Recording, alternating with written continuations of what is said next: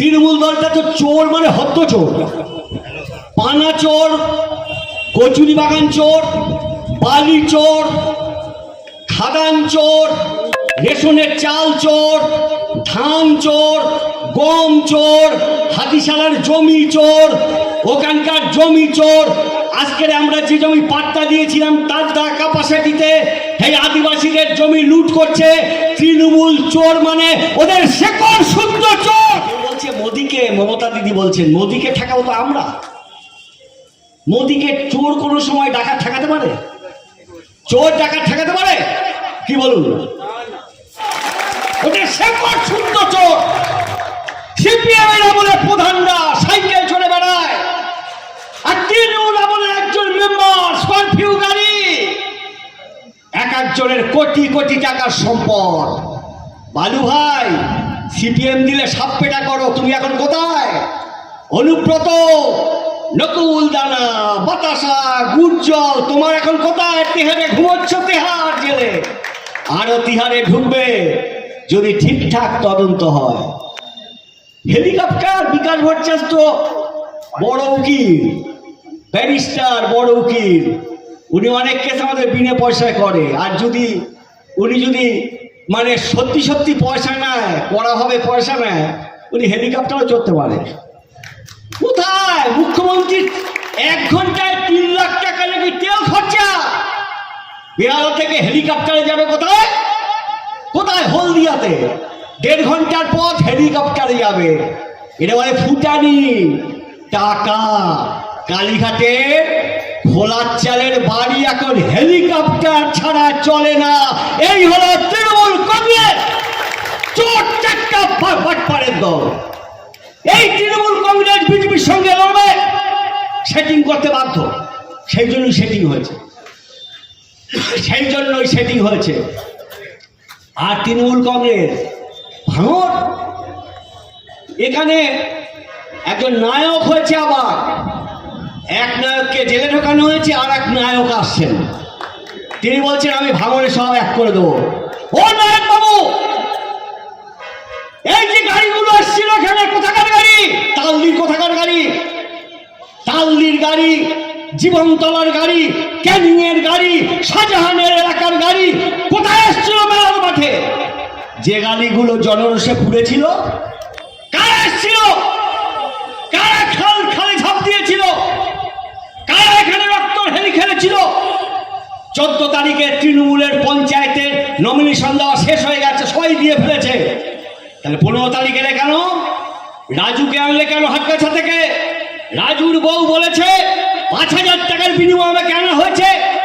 এইরকম ভাবে ভারতে লোক এনে ভাঙরে রক্ত ঝরিয়ে গেল, সেই তৃণমূলকে আমরা চিনব না।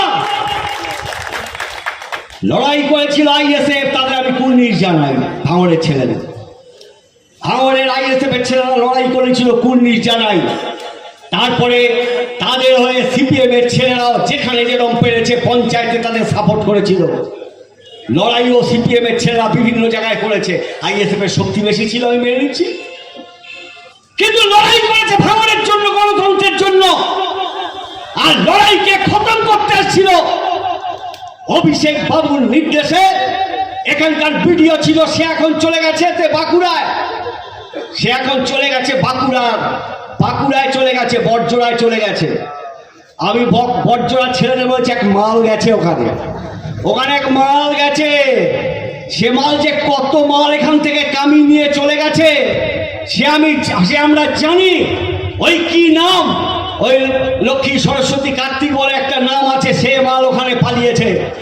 কত টাকা খেয়েছে পুলিশের সঙ্গে লাইন করে, তবুও গণতন্ত্রের জন্য ভাঙর লড়েছে। একটা বড় মাঠের লড়াই, এটা শুধু ভাঙরের লড়াই না।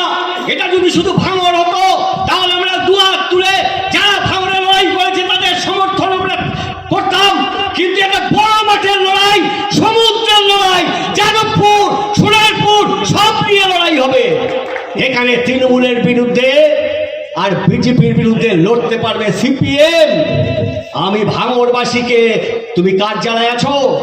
তুমি কার জ্বালায় আছো? ভাঙরবাসীকে বলি, 10 বছর ধরে গণতন্ত্র নেই, তুমি মার খেয়েছো, তোমার মায়ের ইজ্জত গেছে, তোমার জমি লুট হয়েছে, কে বাঁচাবে তোমাকে? বাঁচাতে পারে ভাঙড়ে যে বিজেপি আর তৃণমূলের বিরুদ্ধে লড়বে সেই প্রার্থীকে সমর্থন করবেন। আমি বড় জোরে ভাঙড়বাসীকে আবেদন করব, বিধানসভায় যা হচ্ছে হোক, কিন্তু লোকসভা যে লড়তে পারবে 15 লাখ 16 লাখ ভোট, ভাঙড়ে ভোট হলো 2,86,000, বাদ বাকি ভোট হলো বাইরে, যে জিততে পারবে তাকেই আপনারা জয়যুক্ত করবেন। আমি শেষ কথা বলবো, এখানে তৃণমূল এসে বলছে সিপিএম কি করেছে ভাঙড়ে? আরে ভাই, ভাঙড় কলেজটা এখন ঢুকতে দেয় না, কে করেছে? কোন আমলে হয়েছে? হ্যাঁ, ঘটপুরে ব্রিজ কোন আমলে? গাবতলা ব্রিজ কোন আমলে? সোনপুর ব্রিজ কোন আমলে? চৈতল ব্রিজ কোন আমলে? হাড়োয়া ব্রিজ কোন আমলে? বসিরহাট ব্রিজ কোন আমলে? বাসন্তী ব্রিজ কোন আমলে? 2.5 লক্ষ লোক করে খায় লেদার কমপ্লেক্স কোন আমলে? 6 লেন কোন আমলে? হিটকো কোন আমলে? কিছু করেনি সিপিএম। আর যে ক্যানিয়ার লোক বলছে এসে জীবনতলা কলেজ কোন আমলে? বাসন্তীর কলেজ কোন আমলে? রায়দিঘি কলেজ, ক্যানিং, তোমার গিয়ে কাকদ্বীপ কলেজ, সব কোন আমলে? আর তোমরা কি করেছো? নলমুড়িতে একটা বিল্ডিং বানিয়েছো, একটাও ডাক্তারের দেখা নেই। তোমার দেখা নাই রে, তোমার দেখা নাই। নলমুড়িতে বিল্ডিং করেছো, ডাক্তার নার্সের দেখা নেই নাই, তাই না? হ্যাঁ, আর তোমরা আমাদের দেওয়া জমি লুট করছো। ভাঙড়ের লোক লুট হতে দেবেন? দেবেন কিনা বলুন? শুনলাম জাগুরগাছিতে আমাদের কমরেডকে হুমকি দিচ্ছে দেয়াল লেখার জন্য, ওটা করবেন না। বাস বন্ধ করে দেবেন বলছেন, করবেন না। অতটা ঘুরে হাত পোয়া নয়। পঞ্চায়েতে ভাঙড়ের লোক লড়েছে জীবন দিয়ে, ভাঙড়ের লোক বুঝতে পারছে তৃণমূল কি জিনিস, বুঝতে পারছে। সুতরাং ভয় দেখাবেন না। ভয় দেখালে এই উকিল সাহেব আমাদের সঙ্গে আছেন, অনেককে ঢুকিয়েছেন। ফটাফট নাম দেবেন আর টপাটপ তিহার জেলে ঢোকানো হবে। কেউ ছাড় পাবেন না। বিকাশ ভট্টাচার্য আমাদের সঙ্গে থাকবেন। আমি আশা করি আপনারা ভূত ধরবেন না, লোক ধরুন। প্রত্যেক ভোটারের কাছে যান। যাদবপুর বাঁচাতে গেলে সৃজনকে জেতান। প্রত্যেক ভোটারের কাছে যান, কাউকে গাল দেওয়ার দরকার নেই। সবার কাছে বিনম্র অনুরোধ করুন। সবাইকে ধন্যবাদ, আদাব, লাল সালাম, নমস্কার জানিয়ে আমার বক্তব্য শেষ করলাম। সবাই বলুন তো একটু গায়ের চড়ে ইনকলাব। সবার মুখ বলছেন